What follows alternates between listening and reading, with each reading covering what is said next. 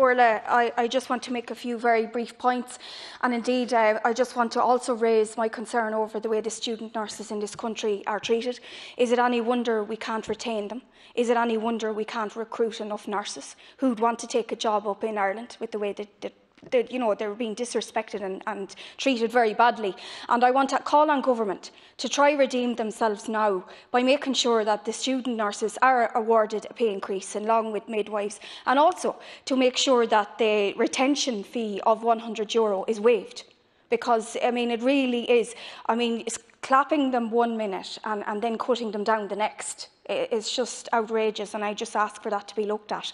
In terms of the dance classes, I know we had a number of dance class teachers out this morning outside Leinster House, which I met them and discussed many issues with them. And it actually makes no sense that they're restricted so much. I mean, they've taken every measure they can possibly take. They have mortgages to pay, and yet children are back in school and can't attend their dance classes. And, you know, one dance teacher said to me, you know, that children and teenagers are absolutely heartbroken, that it is having a serious impact on their mental health and their well-being. And I would appeal to government to please show just show some goodwill and fairness in terms of lifting this, because it makes no sense when children are back in school and everything else. This needs to be looked at. Also, I understand that children can participate in soccer training, but there's huge concern among the Midland schoolboys and schoolgirls soccer club that, you know, that children can't participate in matches. And it's good for their well-being, and indeed helps in terms of keeping them healthy as well, which we hear so much of. I mean, we're told that children need to participate in sports, and that's encouraged. But I mean, there needs to be some common sense shown here. And I would appeal on behalf of the soccer clubs who are very disillusioned, you know, that the children be allowed to go back and play their matches. In terms of cinemas being open and theatres not allowed open, that's also a very serious issue.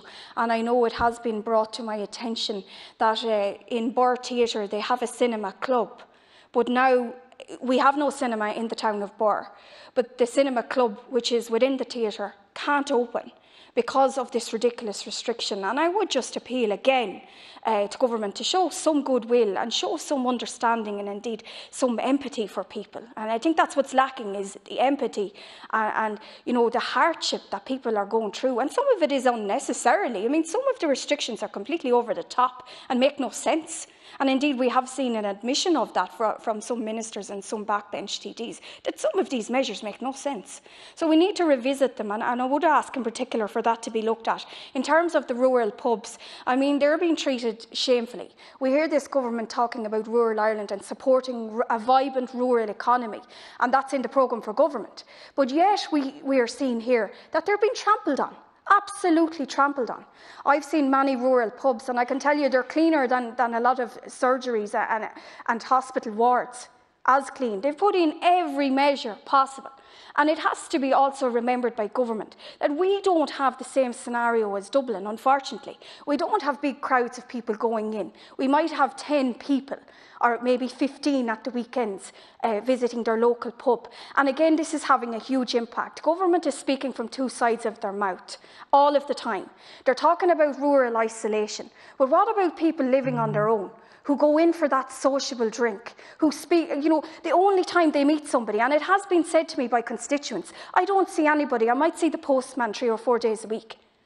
That's serious. You're seriously damaging people, and you're seriously impacting on people's mental health with the unfair restrictions that you're taking. Many of our rural pubs will never open again because of the measures you're taking. And I've supported these pubs from day one, and I'll continue to do so with my rural independent colleagues. But you need to look at what you're doing and the impact that it's having on people's mental health and well-being.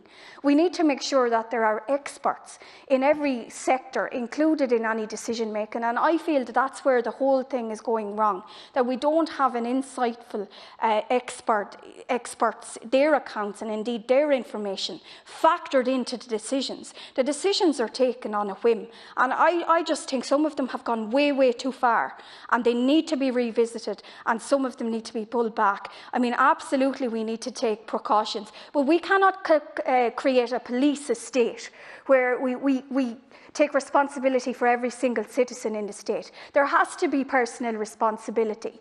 And this, you know, I feel this state needs to lay up on that. This government, you're going way too far, way too far. Draconian measures, they're going to absolutely destroy rural Ireland. I'm coming from a constituency where there's an unjust transition taking place at present. Many job losses, where farmers are struggling, and now you're trying to take away our rural pubs and everything else. I mean, you know, you need to take stock of the impact that your decision-making, poor decision-making, is having on rural constituencies, such as Laois, Offaly and many, many others.